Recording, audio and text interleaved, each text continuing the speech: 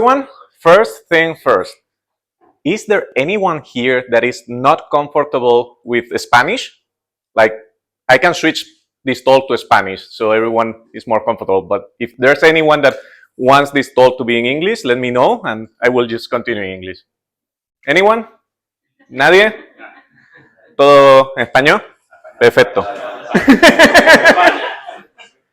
Bueno, pues bienvenidos a todos a cómo usamos React Native en Mattermost.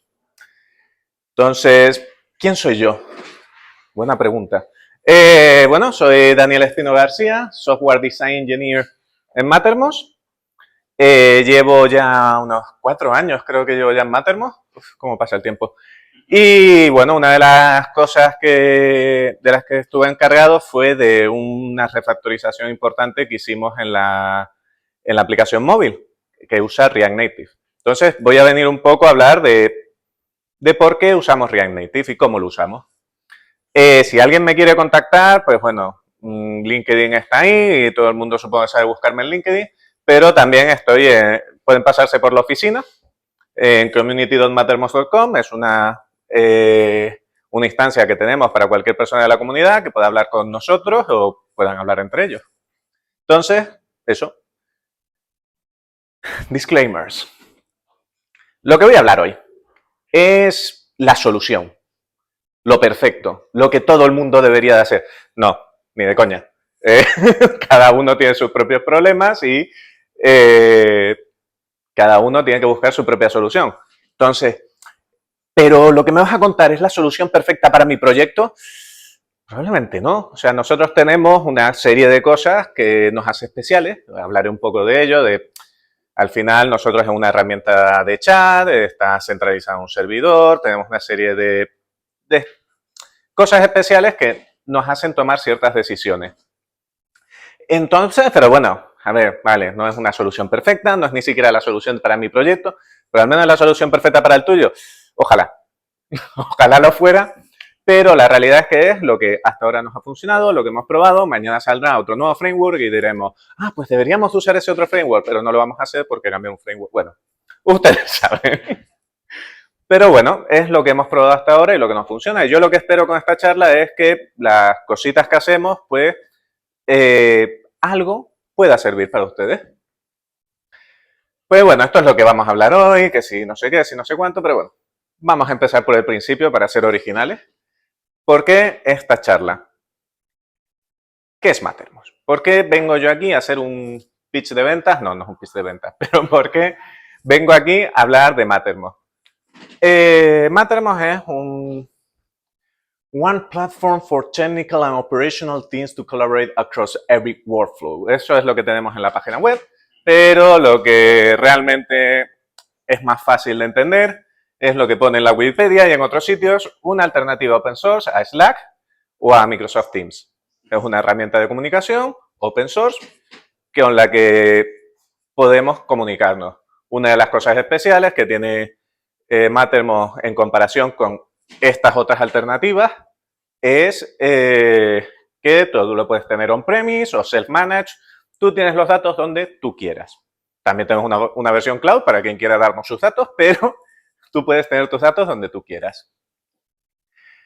Entonces, ¿por qué hablar de Mattermost? ¿Por qué hablar de la aplicación móvil de Mattermost? ¿Qué tenemos de especial que diga, oye, pues puede ser un proyecto interesante? Para empezar, son 100.000 líneas de código, más de 100.000 líneas de código, que sí. Líneas de código no es una métrica buena para absolutamente nada, pero oye, es un número bonito, 100.000 líneas de código. Me gusta ponerlo ahí. Hace poco nos cargamos la app y la hicimos de cero. Algo que normalmente no se hace, pero nosotros decidimos que ya era el momento. La app no escalaba y había que tomar una serie de decisiones de arquitectura que no había manera de portarlas poquito a poco. Era o tirabas todo y lo volvías a hacer o no. Y una de las cosas buenas que tuvo es que, como quien dice, revisamos cada línea de código que teníamos en el proyecto para modernizarlo. También tenemos una serie de challenges que son muy específicos para nosotros. Por ejemplo, queremos tener múltiples servidores porque tú al final, con Mattermost, a lo mejor tienes el servidor del trabajo, tú a lo mejor tienes un Mattermost que tienes montado en tu casa porque te importan mucho tus datos y para hablar con tu familia quieres que tus datos estén en tu casa y no en WhatsApp. Y además tienes un Mattermost de una comunidad. Pues entonces no vas a tener 3 aplicaciones. Tú tienes la aplicación con varios servidores. Cada servidor, además, puede estar en una versión, porque las empresas, todos sabemos que no son muy rápidas actualizando cosas. Y luego las comunidades sí, porque quieren estar a la última. Entonces, pues puedes tener múltiples servidores, en múltiples versiones. Otra cosa que tenemos es soporte offline. Soporte offline, cuando es una comunicación peer-to-peer, es muy sencillo, porque todo está en el móvil. La fuente de verdad está en el móvil. Pero aquí la fuente de verdad está en el servidor, entonces tenemos que tener mucho control sobre la sincronización, sobre lo que has hecho en otros clientes, lo que estás haciendo ahora mismo en otros clientes. Entonces es otro de los challenges que tiene nuestra aplicación. Luego que, claro, como esto tú se lo vendes también a empresas, pues las empresas quieren tener, pues no, que solo puedas poner un servidor y que sea además el servidor nuestro, que no puedan estar conectándose a otros servidores, que tenga un VPN por aplicación, que no sé qué. Entonces, todo ese tipo de cosas, pues también tenemos que gestionarlas. Y esto yo creo que es para mí bastante importante, que es que nuestra aplicación es software libre y está abierto a que la comunidad contribuya a la aplicación. Y nosotros sacamos tickets de Help Wanted y la gente participa. Entonces, nuestro código tiene que ser especialmente fácil de leer y fácil de que la gente pueda contribuir. O sea, porque ya no es solo que los que estamos trabajando en el código sepamos lo que hace, sino que cualquier persona que venga de la comunidad y diga, oye, pues yo quiero participar en el proyecto y quiero añadir esto que a mí me interesa, pues que pueda leer el código.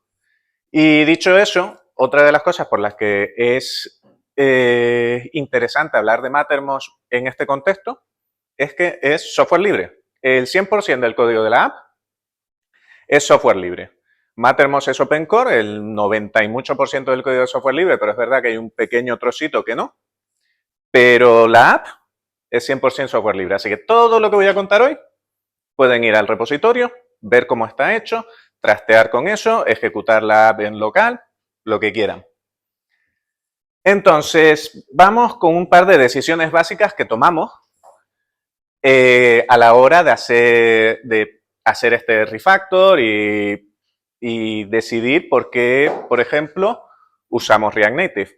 Entonces, ¿qué es React Native? Pues esto es lo que pone en la web. React Native combines the best parts of native development with React, a best-in-class JavaScript library for building user interfaces. Suena de puta madre. ¿Qué es realmente? Un código, varias plataformas. Un framework que te permite simplemente programar tu aplicación una vez, en vez de una vez para cada plataforma en la que estás. Lo cual es bastante importante porque el Android e iOS son dos monstruos completamente distintos.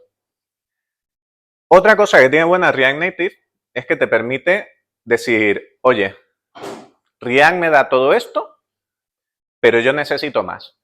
Entonces tú puedes bajar al nativo, empezar a picar código en Java, en Kotlin, en Swift, en lo que te dé la gana, y añadirlo a tu aplicación.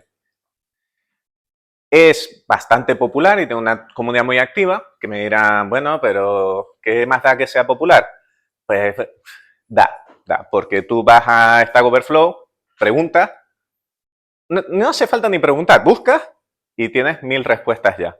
Con otras herramientas, pues si no son tan populares, lo más probable es que a lo mejor eres el primero preguntándolo. Y a lo mejor hasta que alguien sabe darte una respuesta, pues pasa tiempo. Entonces, pues es muy interesante tener una plataforma al menos que sea algo popular. Y esto es un detalle que vendrá más tarde, que es importante para nosotros, que es que está escrito en JavaScript o TypeScript usando React. Entonces, vamos a hacer aquí un pequeño inciso porque les quiero contar por qué usamos React Native, pero vamos a hacer un pequeño inciso sobre cuál es nuestro stack a día de hoy. Tenemos en el servidor Golang. En el browser, React con JavaScript. La aplicación desktop es un wrapper del browser con Electron que además las cosas que tenemos de Electron también usan React. Y finalmente, móvil con React Native. Creo que poco a poco muchos podrán adivinar por qué elegimos React Native. Pero bueno, vamos a hablar de las alternativas. Ir nativo. Podríamos haber dicho, vamos a hacer la aplicación en nativo. Es una buena opción, o sea, mejor performance porque no tienes ningún intermediario. Puedes customizar lo que te dé la gana porque trabajas directamente con el nativo. Puedes hacer cualquier funcionalidad que te dé el nativo, acceder a ella sin ningún problema. El problema, tienes que hacer dos aplicaciones, y dos aplicaciones distintas, con código distinto, en lo que se puede compartir muy poco, por no decir nada. Cada plataforma, además, tiene lenguajes distintos. O sea, que si Kotlin, que si Java, que si Swift, que si... No me quiero acordar. Objective-C era lo otro, no me quiero acordar ni del nombre. ¿Por qué todos los lenguajes son C? Bueno. Y esto degenera en que tú vas a tener tu equipo de browser, tu equipo de Android, tu equipo de iOS, y van a ser equipos completamente aislados porque hablan idiomas distintos. Pues no nos interesaba ir por ahí. Entonces nos interesaba algo que al menos nos quitáramos la multiplataforma. Entonces otra alternativa puede ser Flutter. Flutter, yo quería ir a una charla que dieron esta mañana sobre Flutter, pero justo perdí el metro ligero y por lo visto son 20 minutos entre tren y tren, así que no llegué. Y no sé si es como la peli esta Sliding Doors, ¿sabes? Que la tía pierde el metro y en un mundo paralelo no lo pierde. Entonces a lo mejor yo no estaría dando esta charla si hubiese ido a la de Flutter porque diría, me ha cambiado la... Pero bueno, no fui. Entonces yo les voy a contar lo poco que sé de Flutter. Que se supone que tiene mejor performance que React Native. Una de las cosas que ahora React Native está metiendo son todo lo de Turbo Modules, la nueva arquitectura y todo esto para atacar este problema de React Native. Y en realidad mucho es parte de qué te guste más. O sea, es una cuestión de gustos, no es tanto de que haya algo objetivo que te diga Flutter es mejor que React Native. Pero tiene un par de contras que sigue todavía siendo un poco menos popular que React Native. Volvemos a lo mismo. A lo mejor en vez de encontrar 30 respuestas en Stack Overflow encuentras 10. Seguramente es suficiente popular para que encuentres las respuestas, pero aún así. Y usa Dart. Y mucha gente me dirá, eso no es un problema, Dart es maravilloso, Dart es el futuro. No te digo que no, pero es un problema para nosotros. ¿Por qué? Por lo mismo. Vas a tener tu equipo de web haciendo JavaScript y un equipo de móvil aislado haciendo Dart. Entonces, ¿por qué elegimos React Native con todo esto? Porque usa React. O sea, tiene React Native muchas cosas muy buenas. Las alternativas también tienen cosas muy buenas, pero si usamos React, el equipo de web, si tiene que pasarse a móvil, la curva de aprendizaje es mucho más plana y pueden entrar. ¿Qué más cosas de cosas básicas? TypeScript. Yo creo que no hace falta explicarle a nadie por qué TypeScript es bueno y por qué JavaScript es el mal. No, bueno, JavaScript es maravilloso porque tú lo acepta todo. Tú le puedes decir, esto recibe 2 parámetros y tú le mandas 5 y no se queja. Tú le puedes decir, esto recibe 5 parámetros y tú le mandas 2 y no se queja. El problema es cuando quieres refactorizar cosas. Entonces, ahí es donde TypeScript mola, porque es JavaScript con tipos. Entonces, en cuanto tú quieres refactorizar y le quieres pasar 5 parámetros a una cosa que solo recibe 2, empieza a gritar. Y como empieza a gritar, pues la arregla. Entonces, eso es por qué usamos TypeScript. Tenemos más de 1500 archivos TypeScript y 21 archivos en JavaScript que tengo que mirarlo porque me parecen demasiados. Pero bueno, seguramente son cosas de utilidades para testing o temas del bundler o cosas así que, bueno, quiero mirarlo y quiero cargármelo. Pero eso es otro tema. Componentes funcionales. ¿Por qué componentes funcionales? ¿Qué son los componentes funcionales? Yo creo que ya han pasado suficientes años de componentes funcionales y todos sabemos lo que son, pero Si hay alguien que no sea de React, pues lo explico un poco. Un componente es la building block básico de React. O sea, extrapolando un poco de más, se podría decir que cualquier etiqueta HTML podría ser considerada un componente lo más básico posible. Cualquier composición de etiquetas HTML u otros componentes es, pues, otro componente. Entonces, originalmente en React teníamos los componentes basados en clases que eran clases. ¿Qué otra cosa van a hacer? Y usaban eventos de ciclo de vida. Y pasamos a los componentes funcionales, que son funciones. Y que usan hooks. Por cierto, me encantan los hooks. Si alguien quiere hablar de hooks luego, yo encantado. Bueno, Functional Components Everywhere. ¿Por qué? Porque React lo recomienda. React dice, esto es el futuro. Y si vamos a tirar toda la app abajo y hacerla de cero, vamos a hacer las cosas con el futuro. En general, tienen menos líneas de código, por lo cual debería ser más fácil de leer, más fácil de corregir. Se supone que React te vende que van a tener mejor performance. Esto también lo he estado viendo por ahí, que al final, como son funciones, están generando mucha memoria para el recolector de basura, puede que no sean con tanto rendimiento como venden. Pero la cosa es que al final, si es el futuro, algo harán al respecto.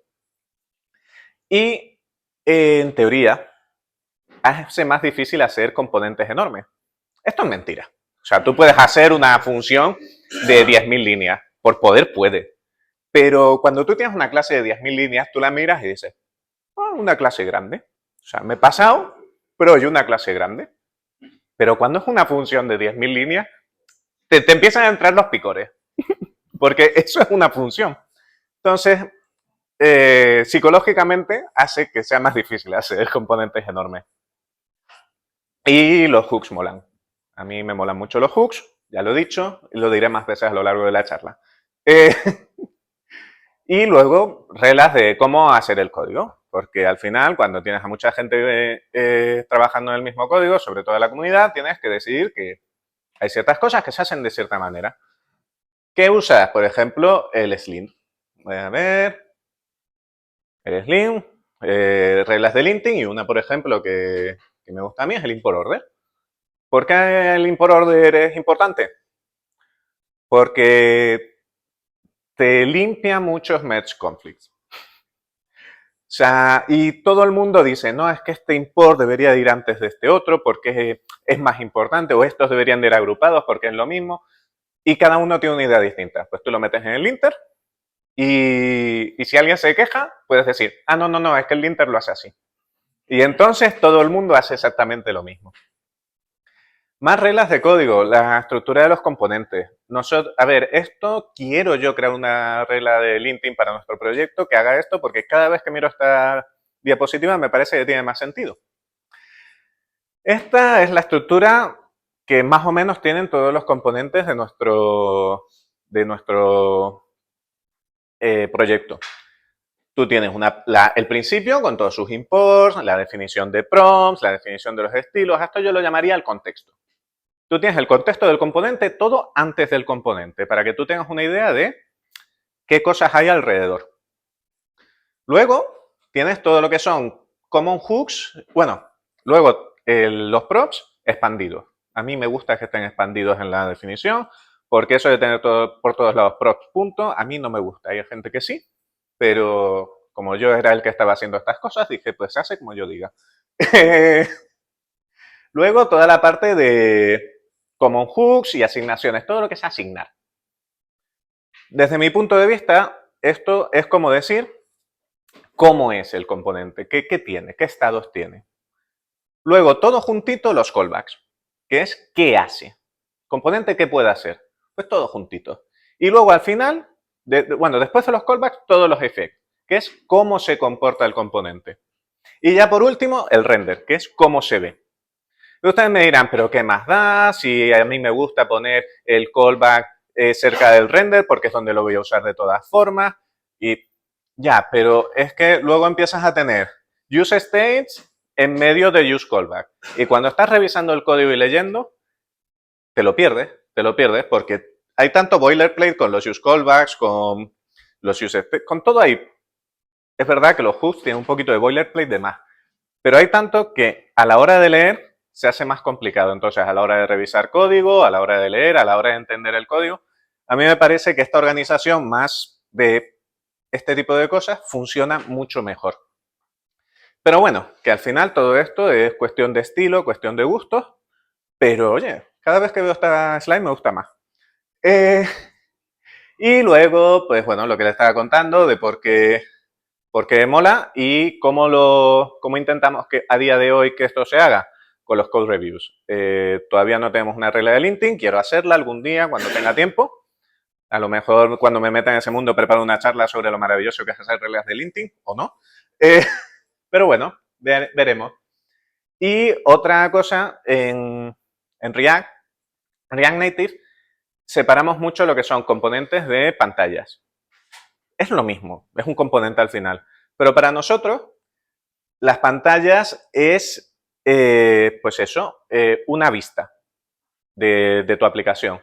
Entonces, todo lo que sea único a esa vista, por ejemplo, la vista de la lista de post de un canal, pues todo lo que sea único a eso, pues va a vivir dentro de la carpeta de esa pantalla. Mientras que todo lo que se comparta va a ir a la carpeta de componentes.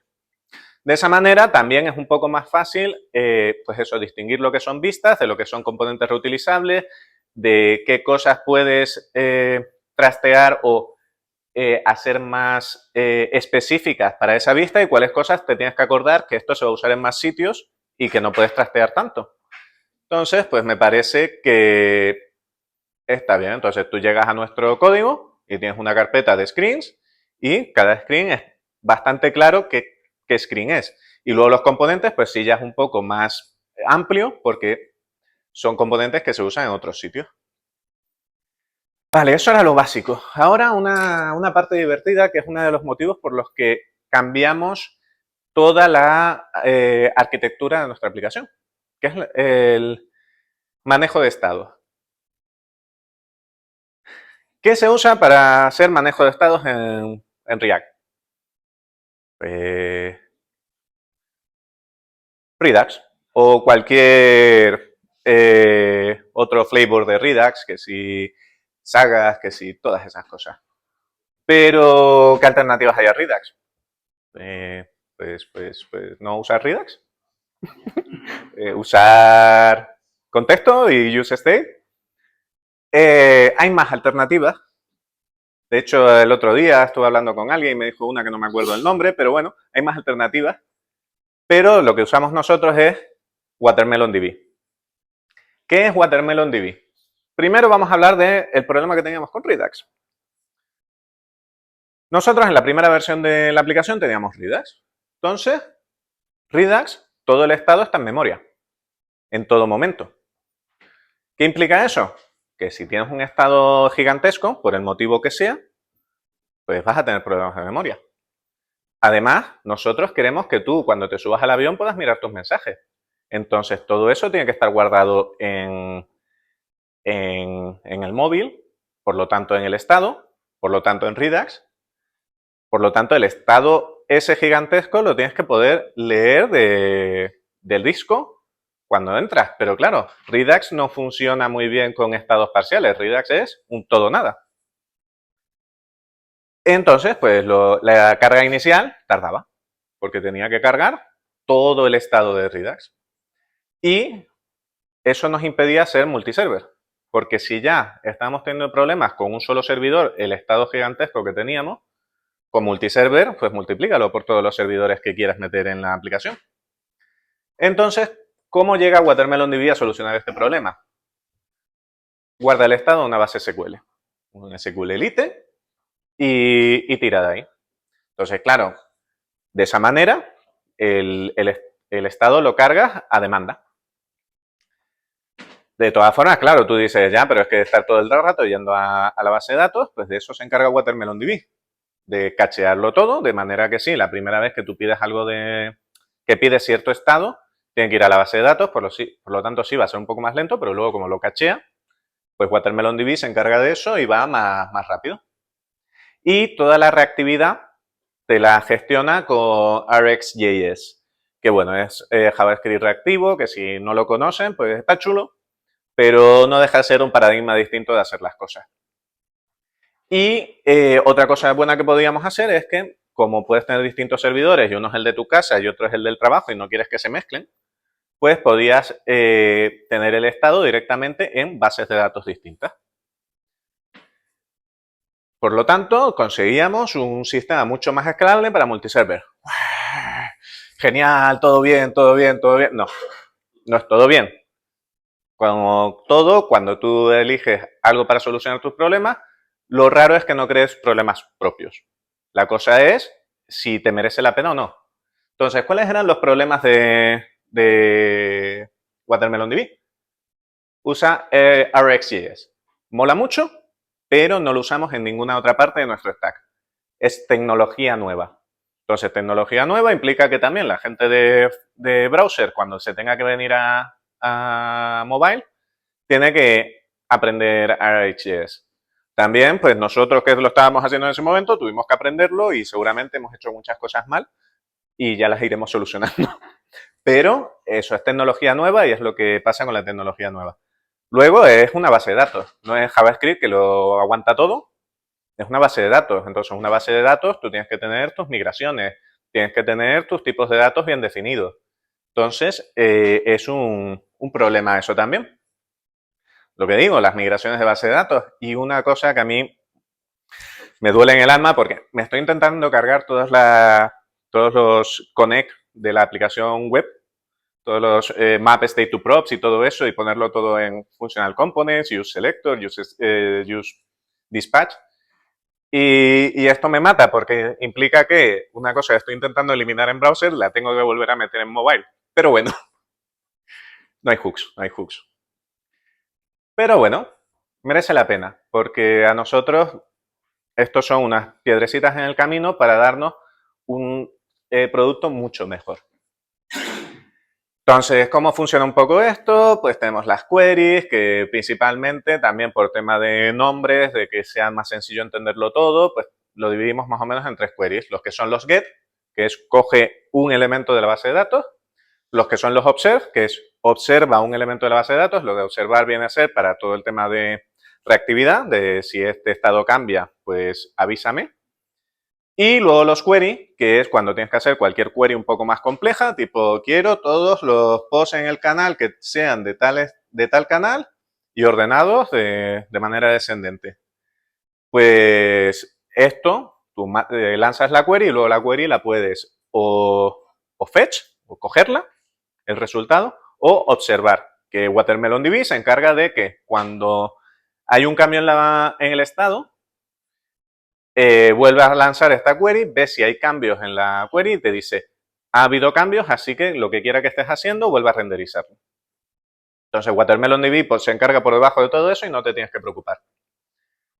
Entonces, ¿cómo acaban siendo los componentes? Pues con un index file, que además intentamos eso, tener separado todo lo que es la conexión con el estado del componente en 2 ficheros distintos. Normalmente es el index file, tiene esto, el high order component, y luego el fichero con nombre es el componente en sí.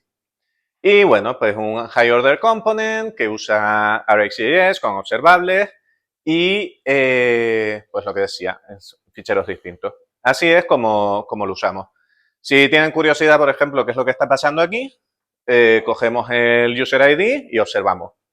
Eso es un elemento único de la base de datos, entonces podemos llamar directamente al observe. Luego, con el current user ID, lo mandamos por una tubería en la que metemos que para cada elemento que nos llegue por esa tubería, o sea, cada vez que cambia el user ID, intentamos coger de la base de datos el user ID from... No, perdón. Lo que hacemos es transformar con el user ID y el nombre del canal sacamos quién es el otro usuario. Y al final, cuando ya tenemos el author ID, lo pasamos por otra tubería con la que observamos ese usuario, que vuelve a ser un elemento único de la base de datos. 15 minutos y yo con estos pelos. Bueno, y luego pues también para lo mismo, legibilidad, tenemos las funciones remotas, o sea, las acciones remotas y las acciones locales. Todo lo que sea que vaya a pedir cosas al servidor, si va a conectar con el servidor, es una acción remota y lo metemos en su carpeta de acciones remotas. Todo lo que sea que solo va a trabajar con la base de datos o con el estado, a local, acciones locales. De manera que lo que acaba pasando muchas veces es que las acciones remotas llaman a la local, porque tú quieres coger todos los posts del servidor y luego quieres guardarlos en el estado. Entonces, pues sí que es muy común que tú tengas las acciones remotas llamando a las acciones locales. Y luego otra tontería que tenemos que hay veces que tú lo que quieres... Ay, no, este botón, pero no se ve nada. Bueno, hay veces que tú lo que quieres con las acciones remotas es solo cogerlo. Yo no quiero meterlo en la base de datos, por el motivo que sea. Yo no quiero actualizar el estado. Yo solo quiero coger estos datos y mostrarlo en pantalla. Pues la mayoría de las acciones remotas tienen un fetch only y lo mismo y algo parecido con las acciones locales. En plan de, yo estoy haciendo muchas cosas con el estado ahora. No me actualice el estado, tú simplemente dame lo que ha cambiado y ya hago yo un batch luego. Entonces, para eso pasamos el prepare records only. Vale, parece que queda mucho, pero yo creo que en 10 minutitos me lo fundo.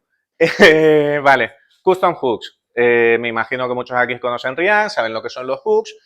Los hooks al final te sirven para guardar estado, memorizar valores, añadir comportamiento especial y un poquito de cada. Ahí es donde entran los custom hooks. Entonces voy a hablar un poco de los custom hooks que no hemos creado nosotros para facilitar cosas. Contexto. Nosotros, por ejemplo, el tema.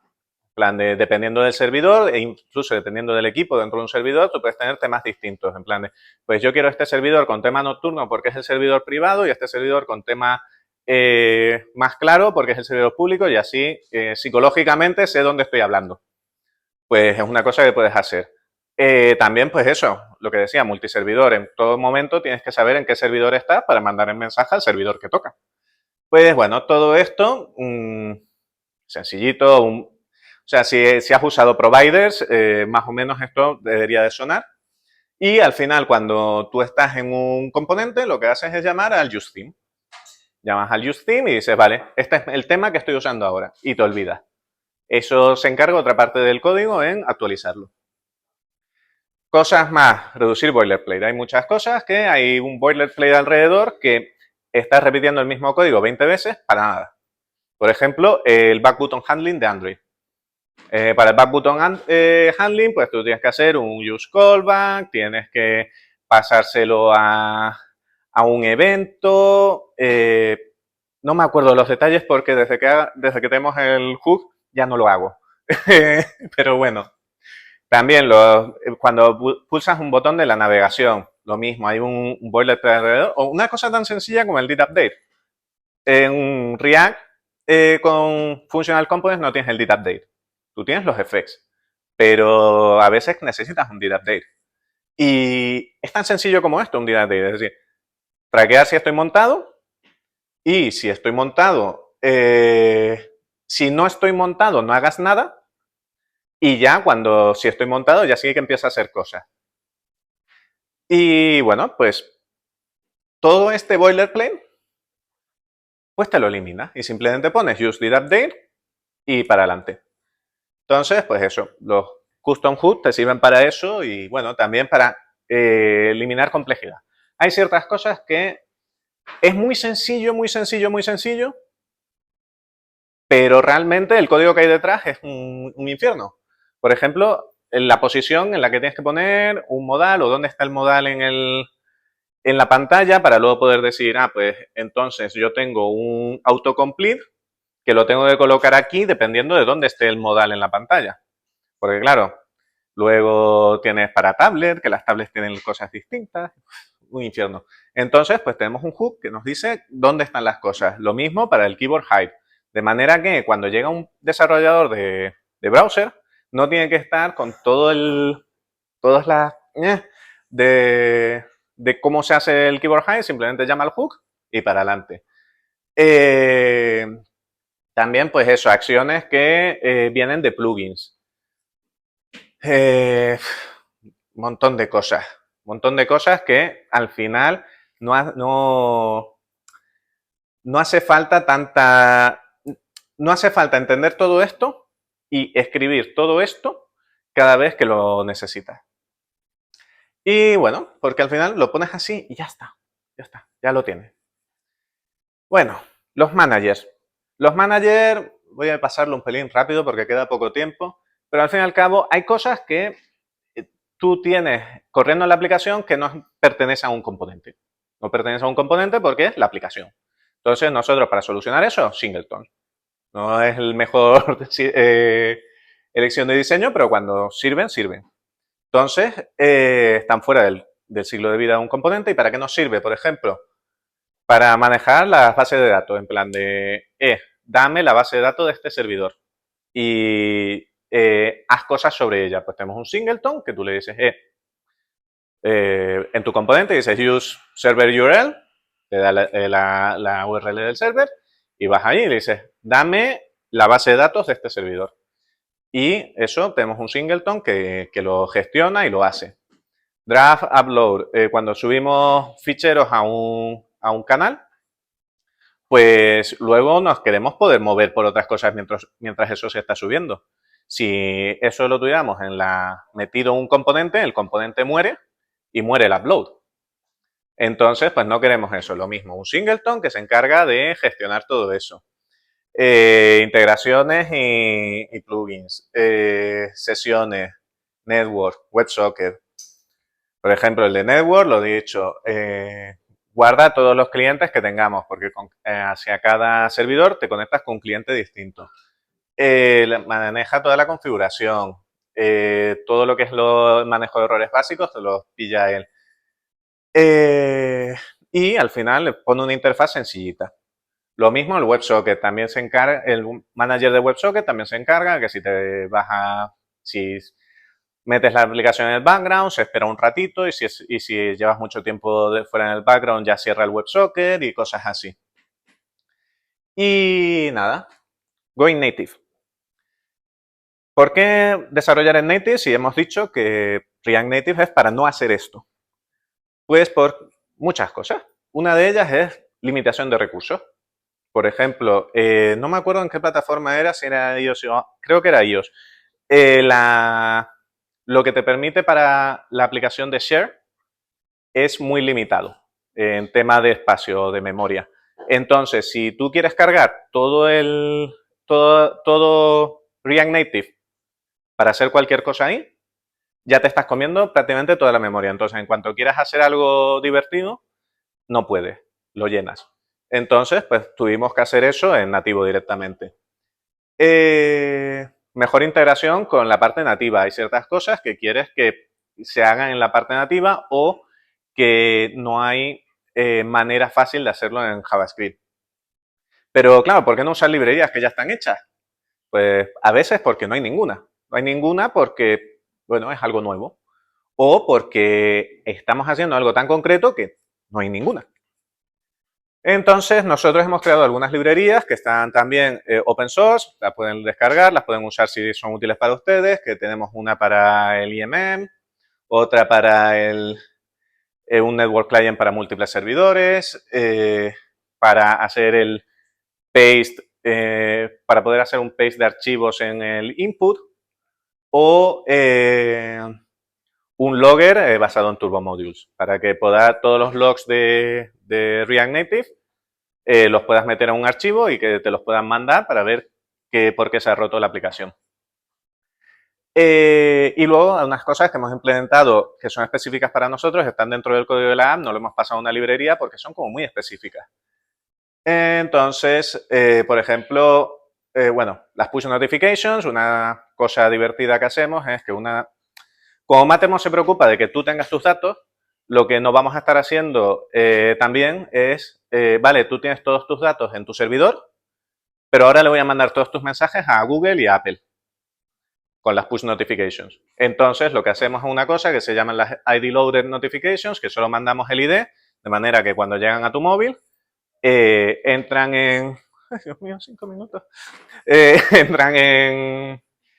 O sea, llegan a tu móvil y tu móvil ve el ID, pregunta al servidor, coge la información y lo mete y vuelve a generar la notificación con el mensaje, de manera que para el usuario no ha pasado nada, pero la realidad es que tu mensaje no ha pasado por las manos de Google ni por las manos de Apple. Share Extension, pues lo que les dije antes, temas de memoria. En los Foldable Devices, pues tuvimos un problema con Foldable Devices y no encontramos ninguna librería que lo hiciera como queríamos, pues lo implementamos. Y luego la parte de automatización, esto lo voy a pasar muy rápido, pero bueno, que automatizamos muchas cosas. Que sí, con GitHub Actions, los test automatizados, toda la parte del Slim, montón de scripts de Shell y de Node para hacer unas cuantas virguerías. Y, por ejemplo, el Fastlane para deployment, que tenemos un Fastlane que nos hace todas estas cosas.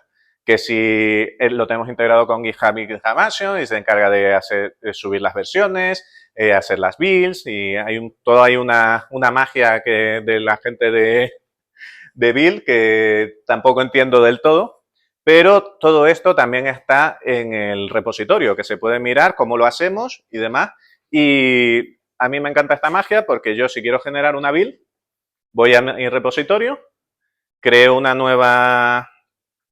nuevo tag que se llama build versión no sé cuánto y de repente en mi instancia de Mattermost, al rato, aparece un mensaje que me dice aquí está tu build. Y es más, esa build ya está subida a la tienda para que la persona que se encarga de publicar esto simplemente tiene que ir allí y decir publicar la beta o publicar la aplicación. De manera que nosotros podemos hacer muy fácil betas semanales desde Master y es lo que hacemos. Cada semana sacamos una beta desde Master. Entonces, si quieres estar a la última, te descargas la beta de Mattermost y cada semana tienes cosas nuevas. Y eso es todo. Sé que el final lo he hecho un poco más rápido, pero sí, para el final creo que he dejado lo más interesante. Pero bueno, si hay preguntas, cosas, aquí tienen el QR para las slides, ahí el de si me quieren contactar en la comunidad. Y eso, preguntas. Ahí, venga. Una pregunta un poco más fuera de esto. ¿Por qué se quitaron las coas? ¿Por qué se quitaron los boards en Mattermost? No dábamos abasto. Es así de sencillo. O sea, realmente tenemos un producto bastante grande, que es el de mensajería, que es nuestro principal producto. Boards era un producto muy interesante, pero si intentábamos mantener en el aire todo, se nos iba a caer todo. Y una de las cosas que cayeron fue Boards. De hecho, lo que estamos intentando es que lo recupere la comunidad y que la comunidad sea quien lo mantenga. Pero es uno de los problemas en el software libre a veces, que la comunidad a veces no es todo lo estable, sobre todo para proyectos tan grandes. ¿Alguna otra pregunta? Por ahí.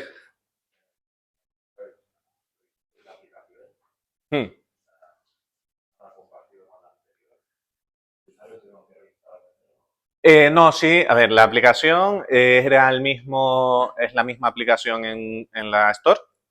De hecho, hay gente que se quejó porque realmente cuando haces un cambio así, hay cosas que se rompen y bueno, estamos todavía arrastrando algunas cosillas, pero sí que cuando se hizo había un path de actualización transparente. En plan de tú actualizabas y en teoría, el estado se migraba sobre la marcha y migraba a la sesión que tenías y entonces para ti simplemente había cambiado la interfaz, no tenías que hacer otra vez login ni nada.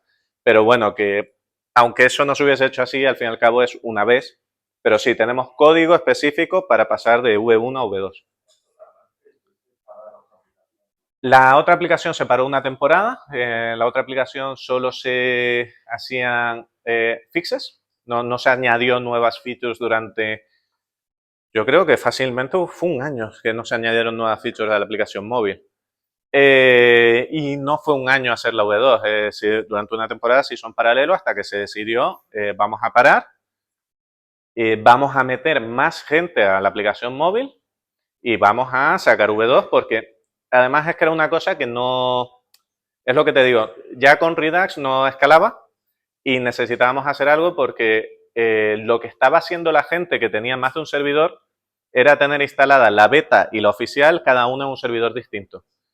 Que sí, es una opción, pero no es lo que quieres ofrecer. Sí, por aquí.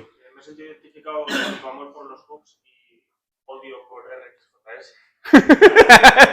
Y afortunadamente nunca me he visto obligado a utilizar RxJS por una librería. Me preguntaba si habéis probado a enmascarar RxJS en hooks custom y utilizarlo como si no existiera RxJS por detrás. No lo hemos intentado porque en teoría los de WatermelonDB ya lo han intentado.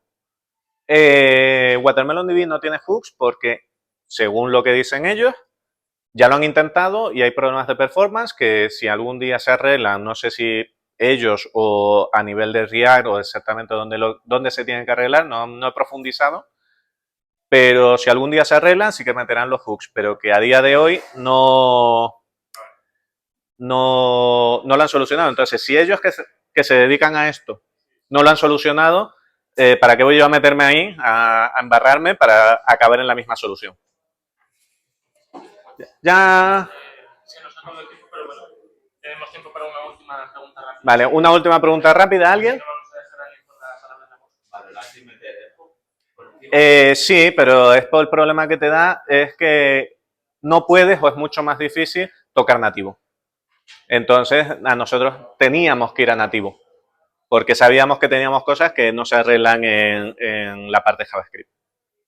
Pues bueno, si alguien quiere seguir hablando de esto, de hooks, de sesgos cognitivos, también tengo una charla en otro lado. Bueno, de lo que quieran ustedes, estoy por aquí, sigo todo el día, y si no en la comunidad, en LinkedIn, en Twitter no, porque no lo uso, pero algo encontrarán para contactarme.